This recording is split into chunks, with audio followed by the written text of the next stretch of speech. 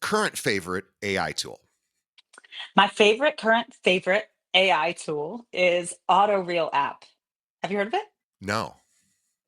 So Auto app takes static images and turns them into viral video. And well, viral, it's like short form video. And it makes it look like uh, you know, professionally done. Sorry, Wow. can you hear that noise in the background? No, no, you're good. Oh, you can't? Okay, one sec. No, I can't hear it. You're good. Oh, you can't hear it? Okay, No, great. you're totally fine. So Right. so you take a static image, you Yeah, upload just like it, a static and it image. brings it to life essentially. It brings it to life, and not only that, like, if it's a fireplace, it'll add fire. If it's a hot tub, it'll make it bubble, so you can actually add quite a few unique features with their AI edit tool, to make it feel even more realistic or warm. Like, I added a hummingbird to one of mine. You can see it on at the Clean Clothes, my Instagram account. What I love about it is that I'm over it with the photographer produced regular real estate uh videos. They just are boring to me. I don't like the way they transition. I don't like split screens. I don't like any of that. I want something smooth and romantic and kind of gives you a feeling. So that's why adding those features, like whether it's a bird flying in the sky or steam coming out of a teapot or a fire in the fireplace, it just brings the image to life. I love it. Auto Real app. Got to try it. Auto I Reel have a app, I promo will. code for it if you Yeah. need it. We'll put it in the show notes for sure. Courtney Poulos Okay, cool. is Yes. my guest and the founder and broker owner of Acme Real Estate, which is a boutique brokerage that has thrived in the in Los Angeles's ultra competitive real estate market for, gosh, 15 years now. And she's recently recognized as a leader by the LA Business Journal. And Courtney built her reputation on a foundation of hands on broker management, ethical accountability, and organic growth, standing out in an industry increasingly dominated by corporate consolidation. She has very strong opinions about corporate consolidation as well. She's a vocal advocate for industry reform, and Courtney challenges the status quo through her writing on Substack, which is called The Clean Close. We'll have a link to that. Please subscribe to her Substack. And also, for sure, check out her YouTube channel, which is Real Estate AI Coach. She also has The Clean Close. We're going to send you, which is her podcast, which is on YouTube as well. We're going to put all of her links right in the show notes. But she provides unbiased reviews of AI tools and that are currently being marketed to agents. Her unique perspective comes from being both a practicing broker and a critical observer of industry trends, making her a trusted voice for both professionals and consumers. To learn about all things Courtney, go to CourtneyPoulos.com. And again, we'll have all the links to The Clean Clothes, her podcast, and her Instagram, and everything else in her Substack as well. Courtney, welcome. Wow, that was quite an intro. Thank you so much. I You love this. This is so you do cool. I think you do a this is lot. my I do the most. This is my first YouTube live. I'm excited. Yeah, and that's another thing too. We should tell all of our listeners, if you are somebody, and odds are, according to our stats, you are listening to this with your, headphones in, and maybe you're driving. Obviously, don't do this. But if you are sitting at home listening to this, you can watch these on YouTube. We have Keeping It Real. Just search for it; you'll find it, and we'll have a link to that in the show notes as well. But definitely, we are also simulcasting on Courtney's channel, The Clean Clothes. So check her out, and we will have, or sorry, well, her channel is really Acme Real Estate. So we will send a link to that. But just search for Courtney Poulos; you'll find her. She's everywhere. And Courtney, welcome. So let's talk. Let's get started at the beginning, because I don't know your origin story and where you came from, and why you got into real estate. So tell us how that all happened. Yeah, sure. So, well, I don't know how far back you want to go, but basically, I'm from State College, Pennsylvania, where Penn State University is. I'm a Nittany Lion. And I had the unique experience of going to college very young. I was like 13 when I started dual Whoa. enrollment in college. I know. And I just Oh, kind so of you were rocked one of it. those kids. I was one of those kids. I think the teachers all realized that my desire to challenge authority um, had to get me out of high school, or I was gonna be disruptive. I really We think need to that's get what it this one was. out of here. Yeah, they're like, "She needs to go somewhere where they actually like questions, because in high school, there's still an element of sort of, like, babysitting in the classes, so if you challenge the teacher too much, you get labeled like a trouble student, and then they don't like that. So my gifted ed teacher, she was just Mrs. Giddings. Shout out Mrs. Giddings. So I started dual enrollment at Penn State when I was 13. By the time I was 16, I was full time at University of Maryland, and by the time I was 17, I was working in PR. I was an editor at a fashion magazine. I was working as a waitress. I was also working as the secretary for the Capitol Hill Women's Political Caucus in Washington D.C. I was just doing too much, which is my nature. And I won an award, the Daniel J. Edelman Public Relations Student of the Year Award in 1997. And it took me anywhere in the world. I wanted an internship, and I came to LA. And when I got here, I was like, yeah, I don't think I want to leave this place. To be honest, I hadn't even completed college at that time. I since did, but I was moving so fast through life, like I'm working so hard, so young, that coming to LA felt like a great relief. You know, it kind of felt like a place where I could breathe. I became an actor, I was a singer, I had a TV show for a while. And in 2000, and I guess it was around 2004, I met my future ex-husband, and we were like, let's get the heck out of here. And he was a political theorist, kind of like a philosopher. And so he wanted to get his PhD. So we were back in DC. And this is the part that gets a little weird. So after 9 years of basically being my own boss, even though I had to work a million jobs in order to make a living, I got a job for the federal government at the Substance Abuse and Mental Health Services Administration Disaster Technical Assistance Center of the Department of Health and Human Services. Okay. Okay. You were a Fed. I was a subcontractor to the feds. And it was the most soul crushing, heartbreaking experience. I hadn't lived that fluorescent light life Yeah. for ever, really. And I'm like, they treat us like children. Like you can't take an I can't work through my lunch break and leave an hour early. I'm like a child, but I'm an adult, and I did not like it. So I would work really fast. I was efficient at what I did. And my boss came over and she said, Courtney, you're working too fast. We need to build the government Slow it more down. hours. And I was like, I can't do this. That was the moment I knew I had to do something else. I went on Craigslist. That was the thing at the time. Sure. And I found an assistant job to a realtor. And that is what brought me into real estate in 2005. And it's been a journey. It's been a big journey. And I've learned so many things. Both, How'd you get back out west? well, Or is that after was that the job that you took? No, no. After 5 years, I worked 5 years in DC, Maryland, and Virginia. James got his PhD, and we decided to move back to LA. Um, I had a son, and I had no business. And it's actually a funny story that I tell people who are trying to figure out how to get their first client, because I had no business here. I had nothing. I had no clients. I had some people I knew from my previous life in entertainment, but I didn't really know anybody that would know me as a realtor. So there was this one flipper who was doing really cool work, like very editorial, very like, I don't know, he was like staging when nobody else was, and had this very retail surfer vibe about it. His name is Steve Jones, and his company's called Better Shelter. He still does flips. But anyway, I persistently called this guy. I called him over and over and over and over again. I made a spreadsheet of all of his acquisition costs and his sales costs. And I tried to predict how much he kind of contributed and what his spread was. So he finally gave me a meeting. And I remember he didn't even look me in the eye in this meeting, which was super awkward. And I said, listen, I've done all this work. I want to be your dedicated agent. I've been selling for 5 years in DC, but I have no clients here. I can dedicate 100% of my effort to finding new projects and to reselling your projects.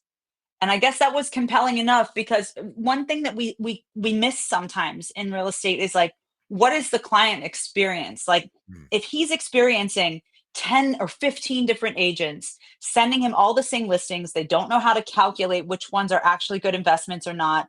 They're not really looking for the same things that he's looking for. He needed somebody to help streamline his hunting experience. And I was there for that. So That was kind of the beginning of what ultimately ended up becoming Acme, our current brand, my brokerage, which has a niche specialty in renovation resale. So we do work with a lot of really great designers, flippers, to reinvent homes, but in a more editorial way. So if you go on our website and you look at our listings, you can see that all kind of have a certain vibe. That's what we're known for. Even though we don't do the work, we represent the sellers. But I think renovation artists in LA know that they have a home at Acme. Like, we can support them in fit and finish selection, and we know how to source things. We have the right stagers, we have the right photographers. It's an overall kind of experience. And that's been an advantage because, like you said in the intro, we got to compete against the big guys all the time. I'm the little engine that could always, always. But I do think that there's an advantage in that. I mean, what a cool brand. You're a renovation say that again. What do you call it? A I coined renovation this term. Thank you. Renovation resale. renovation resale. I mean, that is Yeah. a I've never heard of somebody branding to that particular niche, and it's brilliant because who doesn't want that on a property that's, however many years old would qualify, and a lot of properties obviously would. And what a cool and then you probably don't have any other brokerages that are that hyper focused. And so that probably No, just there, helps there you really from a aren't. branding perspective. Just oh my gosh, what a cool idea. Thanks. I mean, it's a.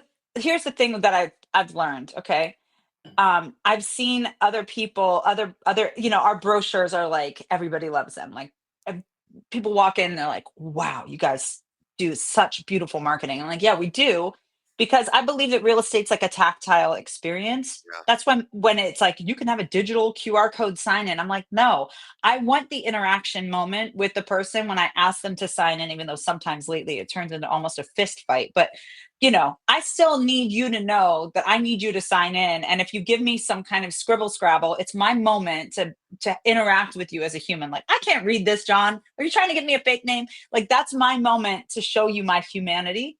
And the Yeah. more digitized things get, the Mhm. fewer, options there are for that. So yeah, so anyway, my point in the story is I've seen at other people's open houses, like, they take our brochure and they try to make it, or people have, I've built a lot, I say built, like, a lot of people have built their staging brands on our back, or people have stolen clients, like, whatever, it's all good, but it certainly keeps us on our toes. And the one thing that we just never compromise on is the amount of money that we spend on our clients. We spend thousands more, especially in markets like these where people are pulling back because the market's slower.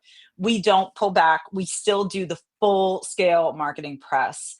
And we just know that our commitment to the client experience is higher than some of our competition. I hate to say it like that because it sounds so whatever, but we've also gotten feedback. The feedback seems to be from people who come to us like, I felt like my agent wasn't listening to me. Right. And I think that's something we all have to like check ourselves on. So the reason why I'm not like a grow the brokerage type of brokerage is because quality can go out the window when there's no broker to really manage the Yeah. training. And I'm a very hands-on broker, as in I'm here for all the questions, and I run a training program at Acme too. So yeah. I no, I totally understand that, and as somebody who runs a larger size brokerage with hundreds and hundreds of agents, I will tell you that is one of our challenges is not to be seen as a big brokerage. There are somebody's just a number, and it is a battle because we have over 700 agents here, and like that's cool for us from a revenue perspective, but we have to make each one of those agents feel so incredibly special, which is tough. And a lot of those agents, thankfully, are so self-sufficient that they really don't need so much from us. But those newer agents or the ones that are looking for that development, like we actually have it, but it is hard to sell that to somebody who's not currently a Kale agent because they might go, well, how can you guys possibly do that with so many agents? And it's like, oh no, I know it sounds like we can't, we actually can, but that's the challenge, right? And so you're at a brokerage which is, at the right size for what you do. And you're right, quality does get questioned, right? When you get to a certain size. So I love the Yeah, fact and that you Sorry, didn't mean to interrupt you. Go ahead. No, I was just gonna say every market's different, you know. Totally. I will say I recently on one of my clean clothes podcasts interviewed this guy named Parker, very cool guy from a company called Housewell.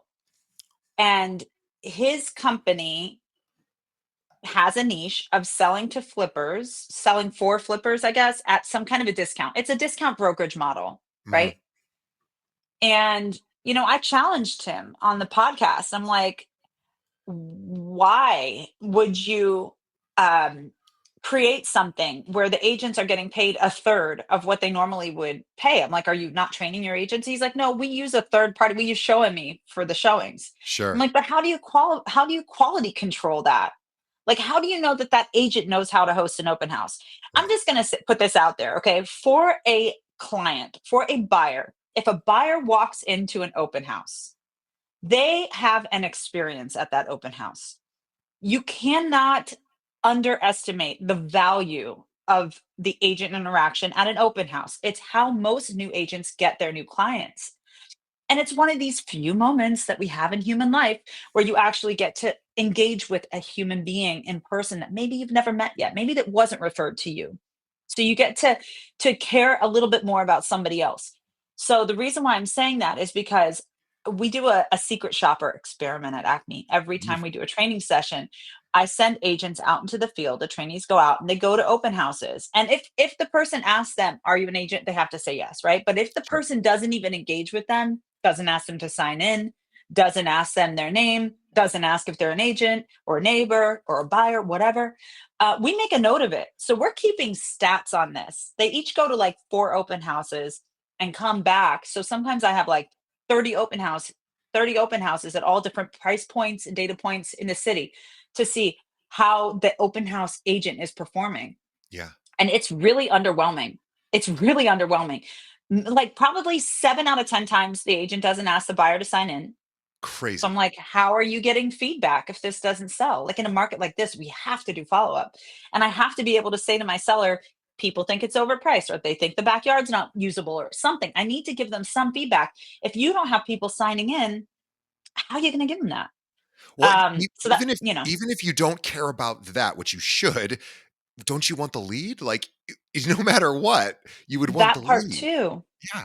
Yeah, that part too. Of course, the lead's important. I always think when I'm there selling the house, I'm there to sell that Sure. house, right? I'm For there sure. in my seller's stead. If the seller's neighbor comes in, I want that neighbor to come in and be like, wow, Courtney really was doing a thing. She wasn't there Treated you just like a picking up buyer. buyer Yeah. lead. Yeah. Yeah, she was selling the house. She pointed out unique features or like, characteristics of the home or the neighborhood or whatever. I want every single agent to have a confidence in that environment that would stand the test of the seller's best friend coming in and Yes. reviewing them, right? Yep. But I love if the that. buyer says, it's just too small for me, or, it's just not right, then yes, of course, you want that buyer lead, of course. But the art of sales is not in my ability to sell. It's Right. in the client's ability or desire to trust me, that Right. I know more about them. I know more about the process of buying than they do, I should say. I know I more about their experience they're about to have than they do, and I can guide them. I'm trustworthy. And that does not come from being on your cell phone, from being like, any questions? Like we're working as a receptionist at a right. juice bar. Like that ain't it. It is not it. It So I have I know that some places in America have a lot of discount brokerages or a lot of flat fee agents. And yeah. maybe there are places there where quality control becomes a little less important. In LA, it's the NFL of real estate. We are competing with people who have high volume deals, even though that's just location based. That's like, which part of town did you start working on? But I digress. And then, they have a big social following. Some people are famous, some people are on TV shows. It's competitive. It's like you got to know your stuff backwards and forwards, or you really can't make it here.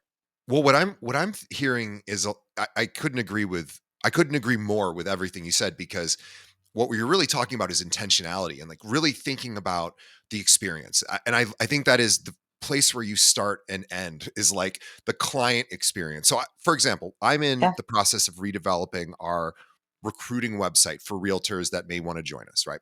And Okay. I would always focus on transparency with our pricing, with our commissions, and I thought that was the most honest and authentic way to go, and it really is in a certain sense. But what I wasn't thinking about was what is the experience that for the agent avatar that we want? Like, Right. forget about what DJ thinks is the most authentic and honest. What do they want? What's actually most important to them? And what we found, since I'm not a practicing agent, I mean, I have a license, but I don't use it. But what we found is even though I know hundreds and if not thousands of agents, that what I thought they wanted was not what they wanted to see. And Ah, so, what they wanted to see was more about culture and more about the development. Like, how do you actually help us grow? Because everyone says they'll help you. They have great training, great support. But what do you actually do? They're willing to pay whatever the fees and commissions are. They don't care.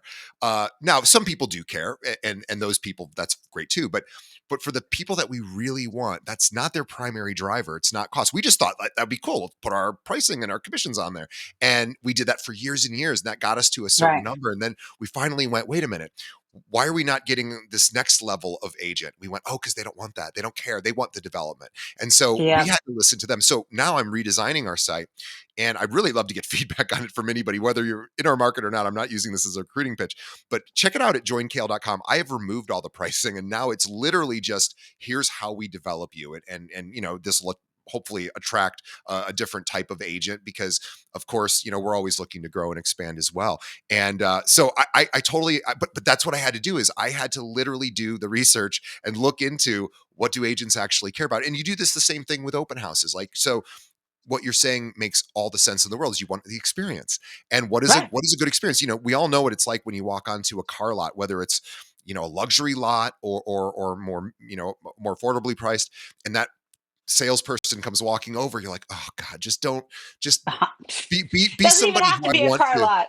Yeah, It's a just like retail shop. It's a clothing store. exactly Can I same thing. help you with anything? You're like, no, I'm just looking. Like, Yeah, I don't it's want to talk to you. I don't want to be sold your bullshit. I don't want any of that. we just had That's we're our moving natural instinct. we're selling I'm selling my condo right now and moving into a different place. And so this morning, just a few hours ago, I was interviewing my fiance and I were interviewing floor people because we have to do repair. We have to rip up carpeting and put hardwood in. And anyway, so we had two different people come. They were both seemingly probably the same as far as their abilities, but one was really gave us this experience that made us think they cared a little bit more. They were like, because Hmm. he would say, "Well, here's what I would do." Not just like what you want. Like he asked us that too. And then he said, I'm going to give you some advice. Like, this is what you should do. And I'm not trying to upsell you. Here's why I'm telling you to do it. And again, it sounds like, well, everybody should do that, but everybody doesn't. And like you were saying with the 7 out of 10 go to open house, I don't even think they think about the experience. They just go, well, I'm just going to sit here. I'm going to, have some, you know, food or drinks or whatever. I'll have some flyers and I'm Right. nice. And but they're Right. not really thinking about from the moment they walk in, what's that first impression? And Exactly. what are the smells and the sights and All how of do you that. yeah, All of it's that. so important. Oh And my gosh, it's so yeah. important.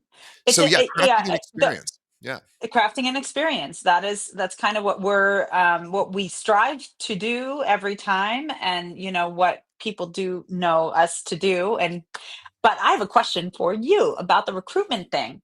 Mm. What's a red flag for you in the recruitment interview?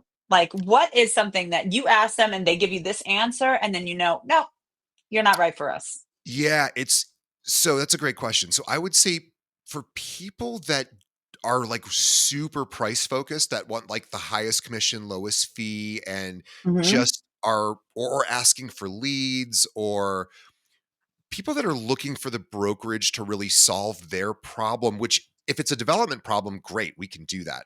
And if it's a pricing problem, if you have a low commission split, yeah, we could probably beat it.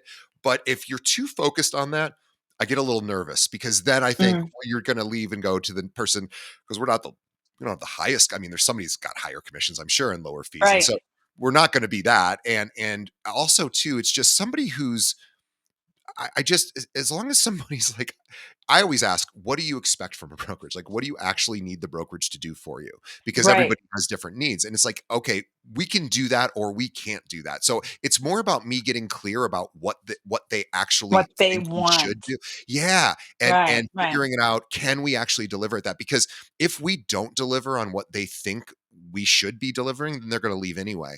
And so right, it's really important for us to get super hyper focused on that before they come in. So it's not even so much about red flags because we're really lucky in that sense where we just don't really get a lot of bozos that come through, but we certainly get people who are looking for things that I have to like sniff out and go, oh, we don't do that, because it'd be much easier just to be like, totally, just come on board, we'll take care of it, and then think down the road, oh, we don't really want to deal with that because we only have so many staff here. There's 12 of us, but there's 700 agents. Like we have to be right. really, really, mindful. So it's about that experience though. And I want somebody to come in and go, I know DJ told me exactly how it's going to work. He explained the onboarding. And then he talked about retention, like how he's going to make sure, and not me so much, but we have somebody in retention. Their job is to make sure that you're happy so that you stay. We pay that person to make sure you're happy. So he's going to be checking in with you and make sure that you're having a good experience here. So again, we're on the Mhm, same page right. with that. I want to talk about some industry news and just get a couple of quick takes Oh. from you, because right now, Compass and Zillow are battling heads, are battling each other, and other loggerheads, I guess, with the private listing network, and Mhm, it's very interesting to see what Compass I think is trying to do, and what Zillow is trying to hold on to. And I'm curious to see if you have a take on how brokers should think about that, and then mhm. where do you think it's headed? These are all very provocative questions. Well, here's the thing, like, okay, Zillow I starting again at kind of like the beginning of this, when clear cooperation policy was announced, I was like, this is a very poorly thought out policy. Yeah, And the reason why I hated it, it's not because of the mandatory entry piece, it was because it had this little loophole for office exclusives. Now, pocket listings are not against the law in most states, at least not in California. So it's not that they didn't exist before, but now all of a sudden, Compass, who had the foresight to create something that they could potentially use as a marketing advantage in a very competitive market when people were, it's 2% interest rates and 40 offers on the table and people are going crazy and they just want inventory that's not available yet. Blah, blah, blah. It would like hit a a nerve, a demand. Okay. And office exclusives, in case you don't know, are not really office exclusives, it's brokerage exclusives. right. So in the state of California, if Compass has one broker, it could have that office exclusive network, could be the entire state of California's private listings.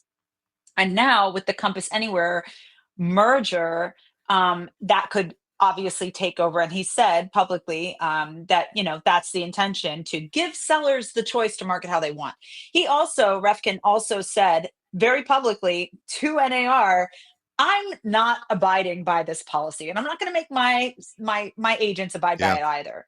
And I was like waiting for a response because much like the insanity of the COVID era, they actually had agents trying to police agents. Like our local association had like a tips line. If you see somebody marketing a pocket listing, report them.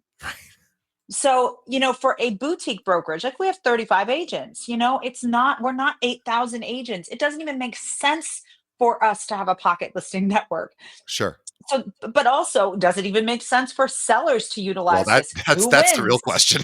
Yeah, Who wins? Right, exactly. So I just find it really, really rich that if you read the text of these lawsuits, that essentially Compass is saying, I can't believe Zillow doesn't want our listings publicly promoted when the whole reason why they're not publicly promoted is because your seller and you sold the seller on this idea of a not publicly promoted listing.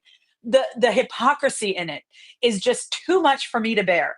And when you see people jumping on other sides of it, it's almost like the government shutdown, where if you're listening to MSNBC, you would think it was one side that did it. If you're listening to podcasters or something, you would think it's the other side that did it. And if you sit down at a table with somebody who's only listening to one side of this argument, you guys will never come to any kind of an agreement. That's Even right. right now, there's a very interesting conversation happening about the 50-year mortgage concept. Okay, I would love to know your thoughts on it. I'm having some initial thoughts on it, but Glenda Baker, who's a very famous Instagram video realtor, I've met her a few times. Lovely lady. She speaks at a ton of events. She's kind of the spearhead of agent social media mavens, right? Like she's just she sits in her car, she does a video, it gets thousands and thousands of views and tons of engagement because people want to know what she has to say. So she posted something on it saying that this is a scam, this is a trash idea. There were even some agents at my company reposting and saying like, "Look, it's a scam, it's a scam." And I'm like, "Okay, okay. I I I understand why it makes zero sense for anyone to hold a 50-year note, right? Sure. From a calculating the interest if you held that note the entire length of the loan type way, right? I get that. And I can even see how, if you're thinking with that same thinking cap, an FHA loan could be predatory as well. Sure. 3% down, higher interest rate, mortgage insurance is and lower credit score. I know the credit score thing is another thing that's going out the window, but at the time when I bought my first place, when I didn't think I could ever buy a place, the idea of actually owning a home felt so outside like my family's situation, and I didn't think I could do it. Okay. It was that first lady I ended up working for, Polly, who said to me, "Courtney, you can do this. You can do this. Where there's a will, there's a way. This is the type of loan you should get." And she was like, "Just see if you qualify." And that was how, by hook or by crook, I ended up buying my very first place. And that I then sold for a profit and turned and bought another place and sold that. And, it ultimately started my real estate ownership career. Without uh, that little, uh, that type of loan, that low down payment loan with the lower credit score requirement and, that opportunity, I couldn't have done it. Sure. So my point of view on it is it's not going to be for everybody, okay? Of course not. And it shouldn't be. Of course not. This is, in my opinion, potentially a creative short-term solution like an ARM, like Yeah. an adjustable rate Hmm. mortgage that has a fixed rate for 7 years.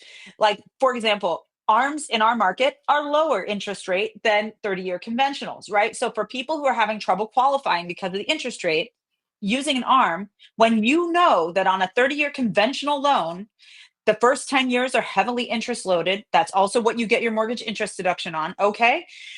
You can do an ARM, a 7-1 ARM, lock in your 7 years, look at the amortization schedule on a 30-year conventional loan, calculate the amount of principal that is applied each year, and make a principal payment during the life of your ARM each year to match the 30 year.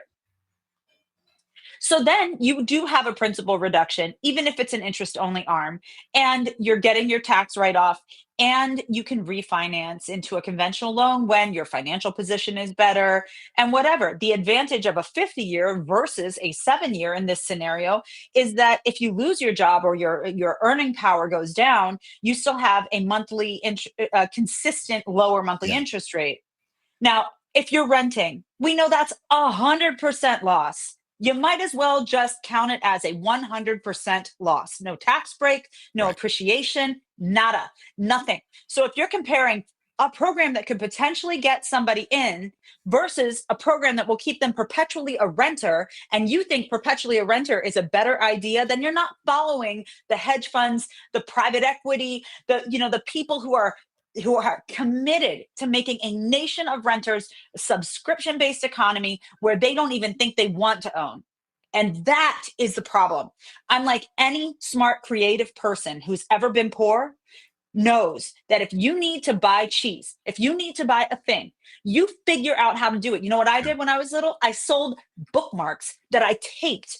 I thought I was laminating them door to door for 25 cents. I sold cards, Olympic cards and gifts door to door when I was 8 years old because I needed a backpack. So if you don't understand that where there's a will, there's a way, sometimes you got to do what you got to do in order to get in the door. And then once you're in the door, you got to put your brain to use. And I'm just, there's something about it, the conversation that almost makes it feel political. And I'm like, Yeah. why is this political? I'm an advocate for home ownership. I'm also a person who came from nothing and understands the value of home ownership and what it's done for me in my life. So when I see like this lady today on the comments, you can go to the Glenda Bigger post. She was like, "This is the." I said something very. I'm very calm, like about it, even though I'm passionate about home ownership. I also haven't figured it all out. Like I don't think I've sorted through. I understand the foreclosure risk. I heard one person talking about the appraisals, that they might be more stringent with the appraisals because you kind of need to guarantee that it's in a market where the market's appreciating in order Sure. for it to not cause foreclosures. I don't understand all the nuances and ins and outs. I'm sure people will be discussing them, but in the spirit of having conversation, which by God, I'm an American, right? And also an advocate for home ownership and also somebody who benefited from creative financing and probably FHA. I mean, it was pre 2008. So you could potentially call that predatory lending. There's no real reason why anybody should give anybody a loan with 3% down, right? But Right. it got me in. But it got me in. Yeah. So when I see she said something like, "You must be the most ignorant person I've ever met. This is total bullshit. These people are going to go into foreclosures. It's going to create a whole crisis." And I'm like, "Okay, I hope you have a better day because we're just having a conversation here. I'm just throwing it out there because people seem to be so animated that it's a whole con that that maybe they're not looking at all sides of it, and that's all. I mean, it could be a con, right? Like a 50-year mortgage, what's the benefit? Lower monthly payment, bank makes more money. Guess how much Sure. your credit card interest rate is? 22%. So what we're talking about, 6%, but you're going to have an appreciating asset, you're going to have a tax write-off, you're going to have the value of home ownership, which improves culture, society, civilization writ large. Like the advantages of not renting Yeah.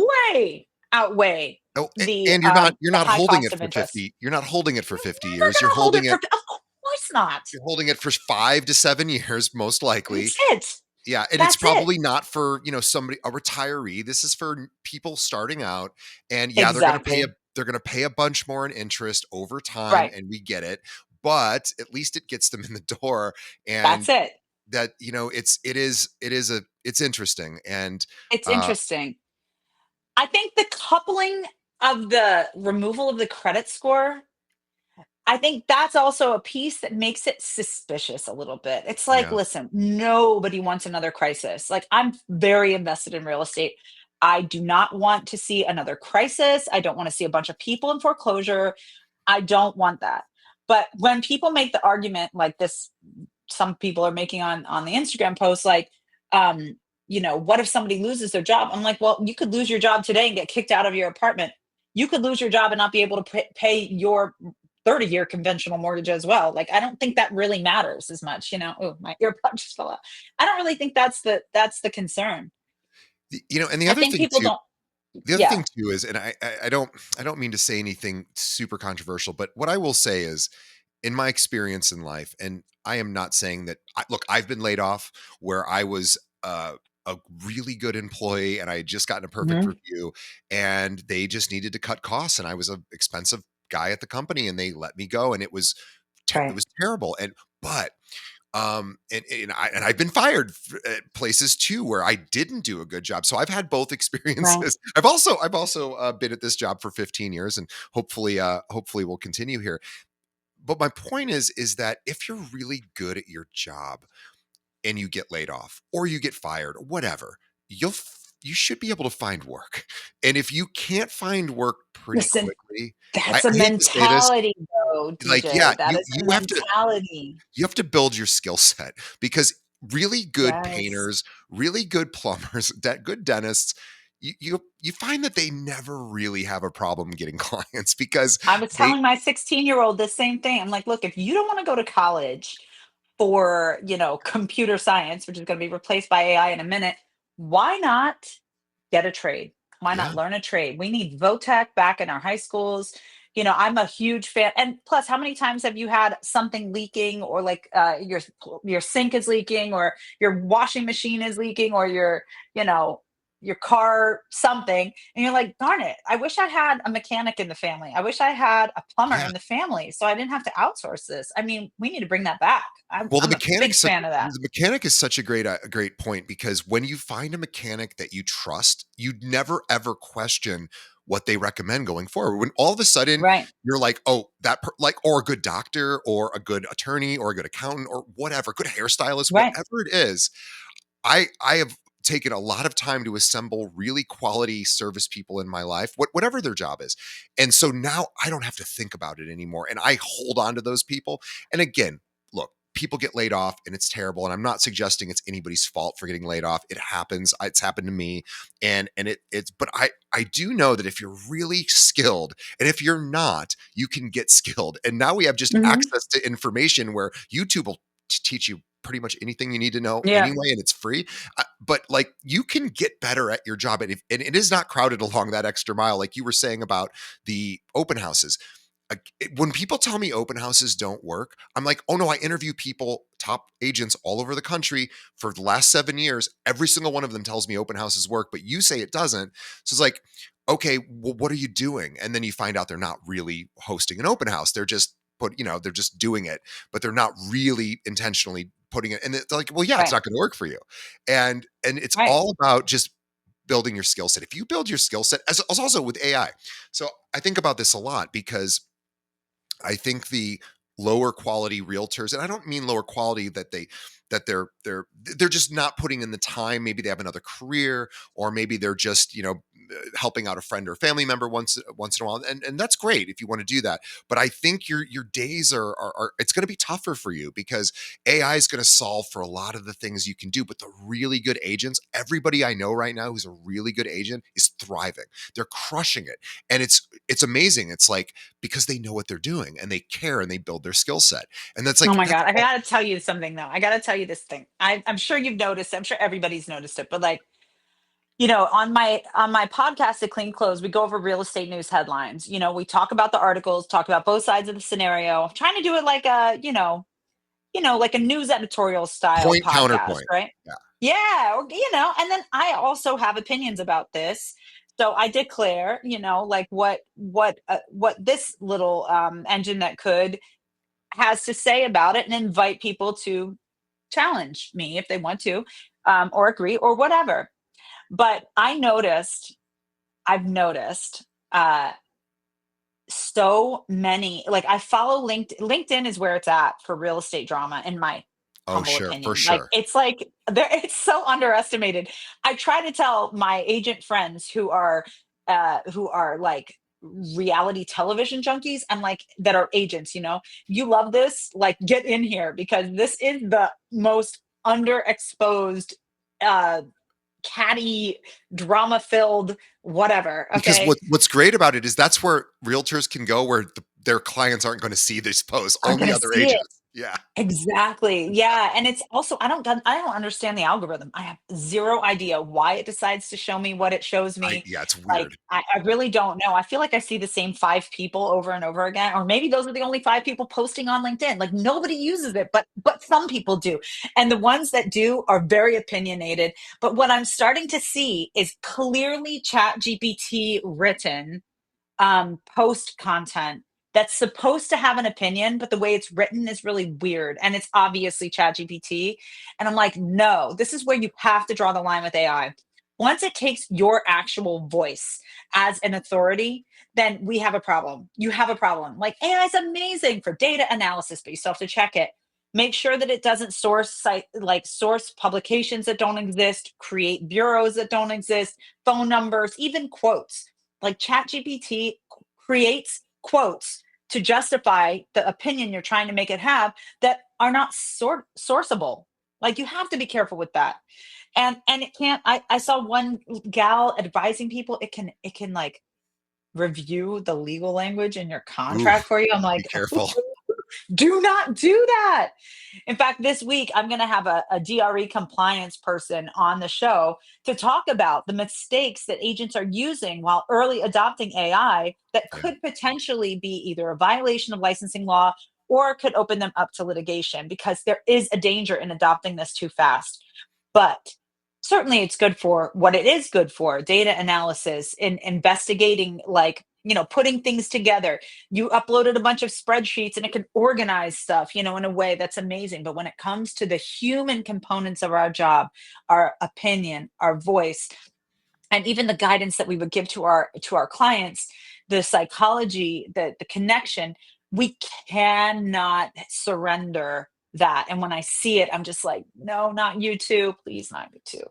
Yeah, I It's think disappointing because you can read it and you're like, that's Chat GPT's voice. The dude might agree. The guy might agree. He obviously posted it, so he does agree with what Chat GPT decided the framing of this conversation was.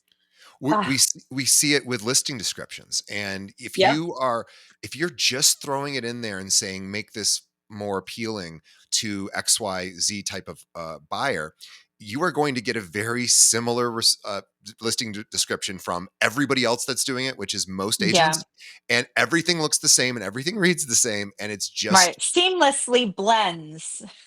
yeah, Modern, built, crafted for modern living. I mean, it has these key phrases nestled in the blah, blah, blah. yeah, There's a lot there, but I do think that, everybody's kind of playing around with it, trying to figure out where it matters, where it doesn't. Like, do buyers care? Do they care when they read this?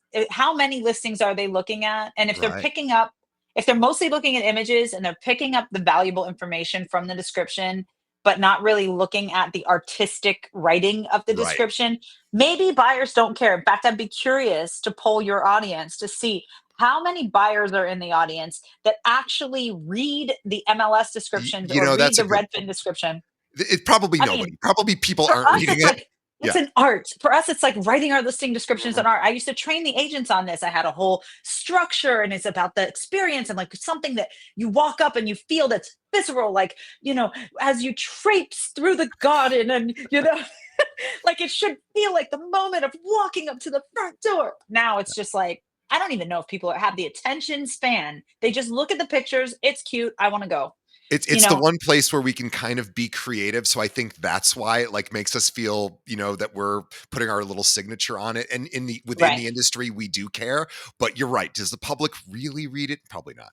I Yeah, don't know. I want to know though. I think there needs to be data on this. I just for don't really sure. have the data to know. Well, I mean, I don't Um, think people are reading much of anything, so I think that's a big There could problem. be that too. There could be I that. mean I mean, listen, we're scrolling, right? And like the hunt has now, one thing in the democratization of the data, which is another thing we can talk about with this MLS, although I'm sure our time is almost up. But, you know, I've heard, and Parker brought it up from Housewell on our call as a potential future of like an open source MLS. mm, Um, I think I might have cracked the code, DJ. Check this out. tell me. Listen to this idea. Are you ready for this? I want a nationwide off market open source listing service. Okay. Okay. So it's just for agents. It's not for Public agents of never a sees it. particular brokerage. It's just for agents and it's off markets. Okay. So something like, I'm sure you remember the PLS, Sure. which got a lawsuit, antitrust lawsuit. They're still involved in this lawsuit right now, which was the private listing service or something, pocket listing service. Mhm. Um, and now it's changed to another name. But people haven't really been using it because of the threat of lawsuits and all of this stuff. But if what I think could happen in the future happens, as in, if NAR threatens Compass and all the Anywhere brands or whatever, Compass brands now, I guess, with anything, which I don't know that they will do because they've been largely silent throughout this entire Yes. experience. Okay, strikingly silent, like pin drop silent. Um, but if Compass and the rest of the brands decide to pull out of NAR so that they can be rid of the responsibilities of clear cooperation and all of this antitrust crap, if they can do that, then it's possible that even more spotlight will be put on whether or not we need the MLS system the way For that it sure. currently is. So 100%. if we all didn't have to abide by the current system, and there was there was an open source nationwide pocket listing network that we could all put our pockets in, so that we are at least marketing to agents outside of our brokerage. And in that way, a small brokerage like me could market my off market, because it's not against the law to have an off market, um, to somebody at a large brokerage, and vice versa. There's no distinct disadvantage to a client of a smaller firm if they choose to market off market. Which again, the seller choice thing is the thing Refkin keeps saying over and over again that I a little bit call bullshit on, but whatever. Let's say it's true, right? So how do Seller you says, I want to market off this off market. We have that one. All agents in America can access that, right? But it's not on Truly, it's not on Redfin, it's not on Zillow. Gotcha. If So, and Z- it, who manages it? Who's the owner of it? well, Who my thought is similar to how we currently have legal liability for the accuracy of our information by virtue of our DRE license, right? Mhm. If there is no managing organization, so to speak, if it more serves as an aggregator that I manually enter information in, then I myself am responsible for the information that's in there, So if which you as a broker, I am. so if you I put already in am. what about fraud? You put in bogus information. Who But you're a what happens? licensee. Anybody could report you to the DRE and be like, Got that it. person, So you're you know what I still mean? under it's a self-reporting system if people basically are doing unethical things in there, Well, other you still agents have will your, see it. what would be unethical about entering your listing that's Just not lying currently about on it, Zillow? lying about what's on the listing. But if you are a licensee, you can't lie without there being potential consequences. I mean, I Right, right. think No, I'm our just saying who license, polices it. Yeah. Okay. that's All what I'm right. saying. I do think that there is Oh, you're right. we I mean, need you to, can't do it. we, Right. we It can't doesn't do it even matter. now. Yeah. You Yeah, can't I do it don't need now. the MLS to police me. In fact, I don't even know when the MLS got policing authority. I think it was with the settlement, because prior to that, the MLS in and of itself, at least in California, is already flawed. The data entry is wrong. Some Yeah. people change their listings to pending right away and it stops the days on market count. Some people leave it as looking, what is used to be looking for backup and is now active contingent, and it keeps the day count rolling. So when you're looking at days on market, the data is wrong. Also, all the off markets are only sometimes entered in the MLS when somebody wants to for comp purposes.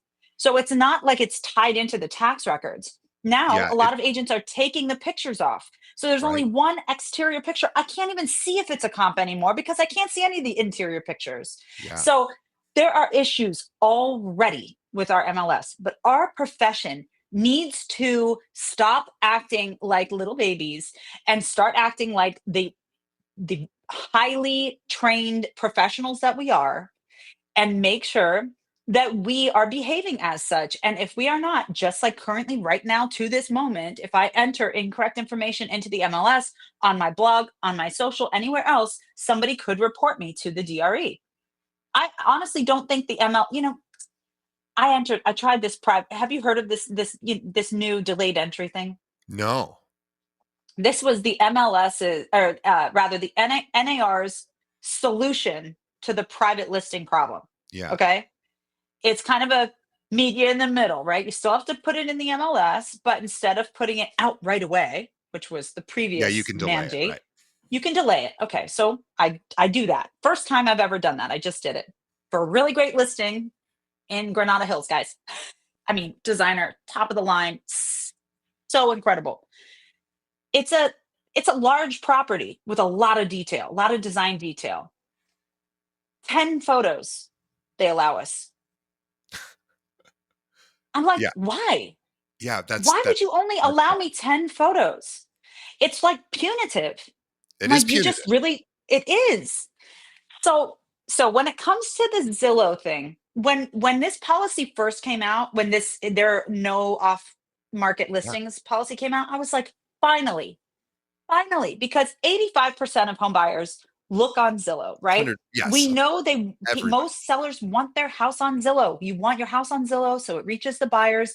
They have mastered that platform. NAR dropped the ball when they didn't create a different rule book for the hybrid portal. That Yep. is what I think. It should Yep. have, it came up for all of us. We were watching it happen. They're advertising our listings, they're selling our leads, they're using our data. MLSs are getting paid. We're pissed off. We're vocalizing it. Nobody wants to hear it. Okay. This was the beginning of my barking career. Okay. I'm like the little guy, always the little guy, you know? I spent a lot of money on these images, but I knew I wasn't the only one. I knew everybody kind of felt this way, right? So Zillow's been the bad guy. And then finally, in the past couple years, now they have to disclose who the listing agent is. Now people kind of are getting the memo about how things work, and Zillow ups the game.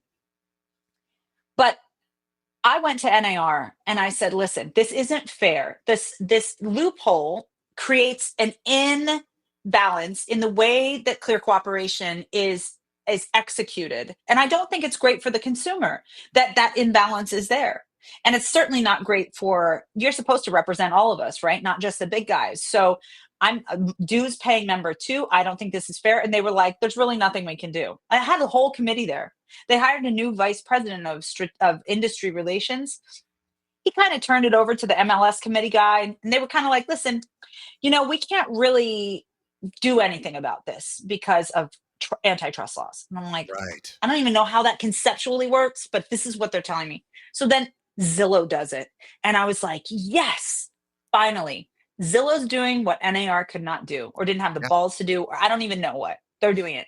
Well, and they're standing up for it because they actually believe it's the right thing to do. Right. And so I'm like, NAR should be on the side of Zillow because Zillow is enforcing the clear cooperation policy, Yeah. which again, I have a major issue with, but at least everybody has to play by the same rules, supposedly, But then again, this loophole is the problem with it because there is a loophole. So Compass is playing by the same rules by creating the private listing network per the loophole. And it's the pot calling the kettle black 100%. And I think it's kind of interesting to see these people fighting and then know what's happening down here is this working group I don't know if you saw this news headline, but there's a working group of brokerage owners, CEOs who basically went to NAR and said, we need to make some changes. And they're secret.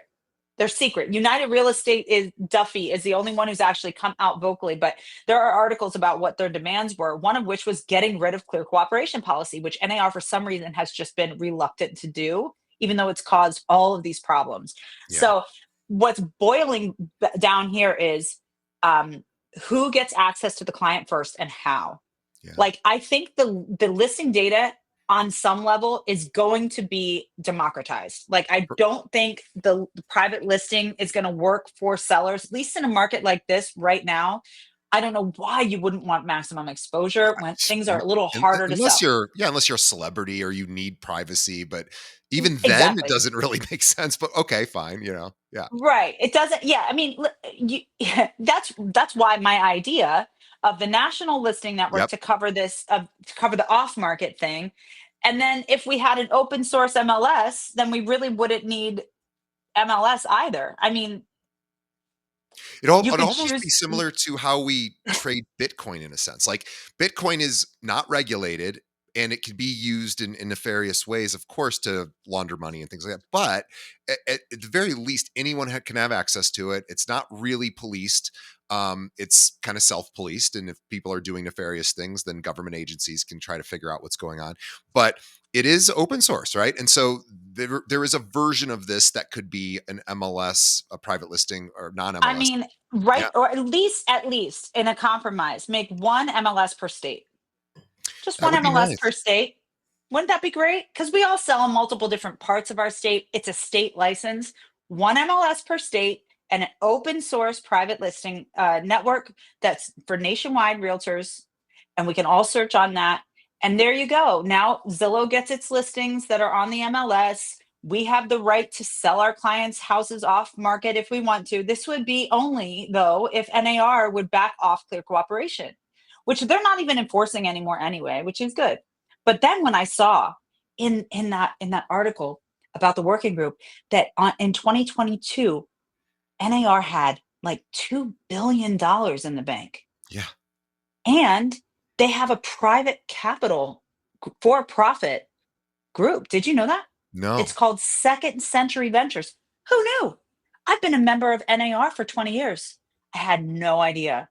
But what this working group is saying is like, you guys are going to continually be hit with lawsuits because you have too much money in the bank. Give us our money back. Yeah. That's basically what they said. Give us a rebate. Give us our money back.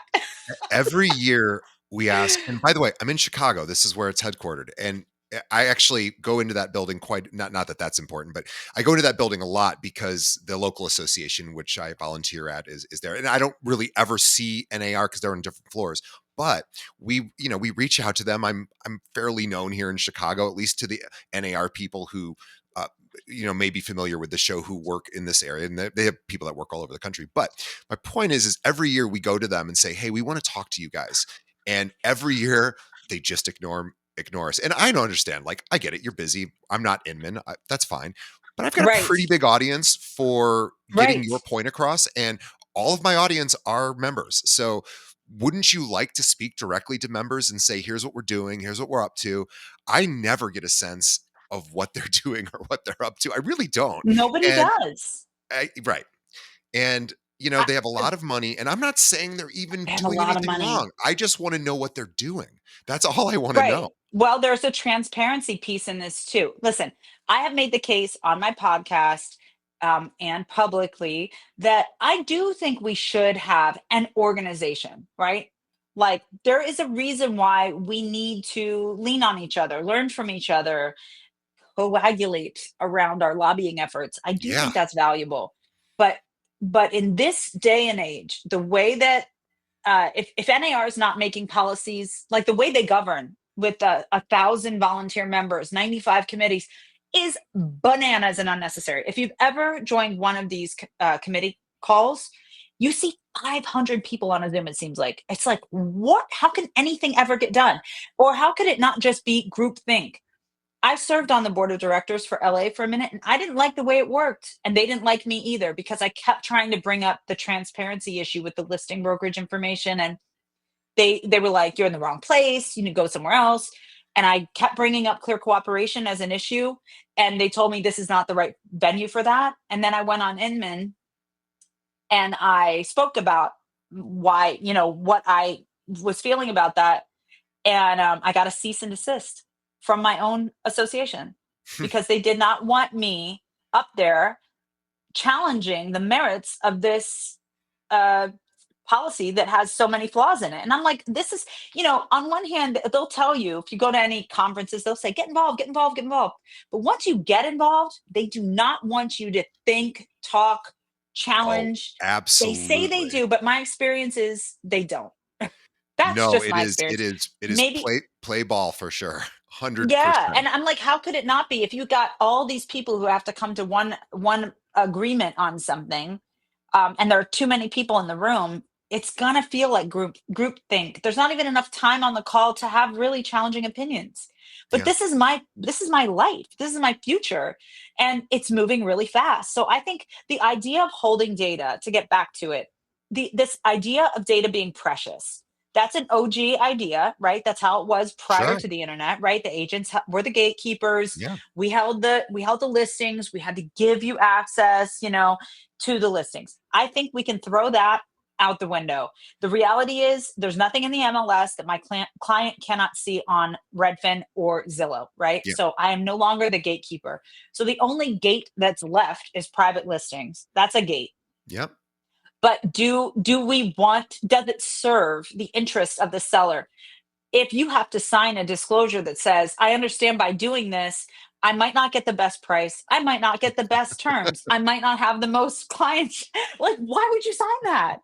It Don't sign it that. You it don't need to do that. it's all smoke and mirrors, right? It It's it feels like it to me, especially yeah, when you see that the majority of those privately marketed listings end up on the MLS anyway. of And that's course. why It's just a it's a testing thorn. ground.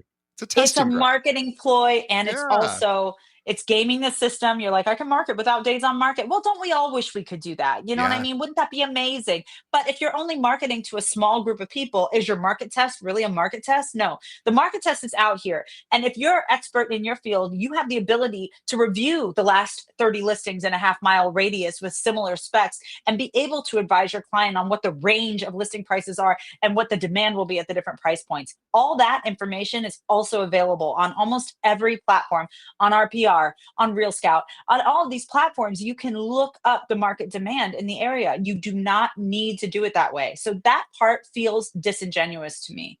But if a seller says, I want to market it, I don't want to have people through, or I don't want to put it on at Christmas. I know that that's a bad time, but I still would sell it at a certain price point if you bring me the buyer. There should be a place for any agent at for sure. any brokerage to get that word out. And so I just And see a statewide MLS and an open source, or not even open source, or like the private listing network coming back on board, having a nationwide place for private listings and a statewide MLS, and it solves the problem. I'm not even sure I would need local membership, national membership. Did you see Russ Cafano's op-ed? no, I Did you haven't, not mean? yet. Oh, that's a good one to read. We should put that link in for your I people. I think Um, for nationwide, that's a good one. private listing, it would have to be a non-privatized. It would have to be kind of like how Alcoholics Anonymous is run. It's like Well, there's an that's why I said open organization, source. but you can't like donate to them. You can't give them money. There's no membership No. fees. There's like everybody chips in $1 or whatever, to Yeah, a pay the freight. contribution-based But model. it's something where there's no hierarchy, there's no Yeah, incentive, like it's just the no. data and we're just putting it out there and nobody can Just manipulate it. Yeah, isn't that just the way the MLS used to be? To me, our real estate license should be the thing that gives us access to all the things. We shouldn't need to join an MLS and NAR and CAR and GLAR just to get a super access. yeah. You know what I mean? Why do we have to jump through so many hoops? I don't think we should need to do that when our job is to sell real estate, right? So what we need to do is put our beautiful listings in front of buyers wanting to buy and facilitate that transaction. Let's bring it back to the basics.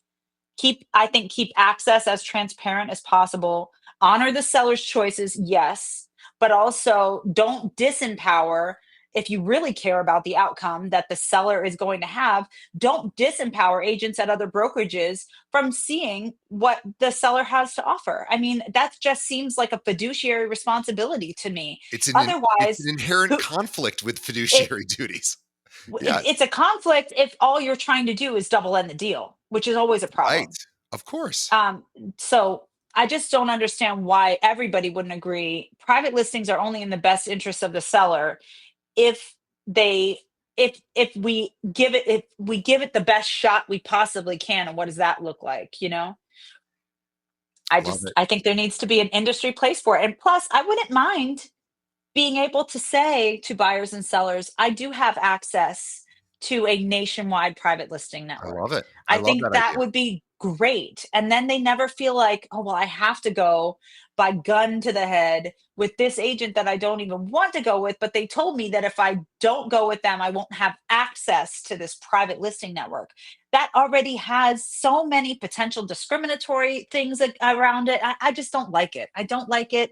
I'm like for the people, man. I want everybody to have an option to see what there is out there and have a chance at buying a home that they love and experiencing the joy of home ownership. Courtney Poulos has been our guest. You are amazing. She is amazing. And we want to do more of these. So if you liked this kind of conversation, which isn't our normal conversation. So for 7 years, we mostly talked to top agents saying, tell us your story. We still do that. We love that. We love hearing how agents are doing that. And Courtney could do that as well. But I love having her on here to talk about what's currently going on in the industry. And we do this with Chris Linsell as well. But we thought, wouldn't it be fun for Courtney and I to do more of these? So if you want more of this, and maybe we even take your questions live, maybe we interact, we could certainly figure something out to where you can participate and be part of the conversation. That would be a lot of our. I mean, you might have an opinion you want to share. We would love to hear from you as well. So let us know. Give us some feedback if you want to keep this kind of conversation rolling, we can add this to our already lineup of stuff. Courtney can add it as well. But well, I want everybody to follow her on her YouTube channel, which is Acme Real Estate. You can find all of her the Clean Clothes podcast episodes, which is newer and it's really opinionated in a good way and takes a position, and whereas most agents aren't willing to do that. CourtneyPoulos.com is where you go to find out all the things Courtney. She speaks, she writes, she has a Substack. Definitely subscribe to that. And she has a brokerage, Acme Brokerage in LA.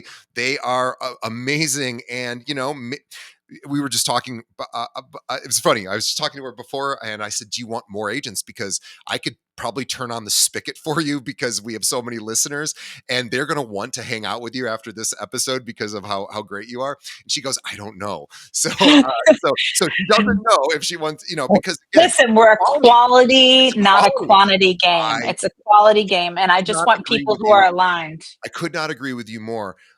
But if you are maybe you're an agent in a different area and you have people that move in and out of the LA area and you want to just connect with them for referral reasons, yes, definitely reach out. And if you are an agent in the LA area and you are interested, you know, you never know. Reach out and say, here's what I could offer you, right? But this is the point is we want more of these conversations. We want to hear the voice of our listeners, and Courtney and I can bring that to you. So on behalf of first of all, on behalf of our listeners, Courtney, thank you for taking your time. We know how busy you are. You are a type A. You're I don't even type A isn't even the right term for you. You are just a doer. You've done a lot since the age of 13. That's incredible. Yeah. And a real Thank you. superstar. And you think about things, you take a position, you have opinions, you're well thought out, and we need more people like you in the industry. And so on behalf of the audience, thanks. On behalf of Courtney and myself, thank you to everyone who is currently listening or watching this. We appreciate you. All that we ask is you tell a friend. Think of one other realtor that you know that needs to be informed about these kind of topics and send them a link to our show. Keeping It Real is mine. Courtney's is the Clean Clothes. We will have links to both of those in the show notes. So please hit the subscribe button and get out on get you'll hear our future episodes. And also please leave us a review. Whatever you think about the show, this is how we improve. So we need your feedback, just like we were talking about at the beginning, the open house feedback. We need feedback. So what works for you and what doesn't, and we continually make improvements. So on behalf of everyone, also thank you to our sponsors. We thank everyone for this episode. Courtney, I cannot wait to do this again with you.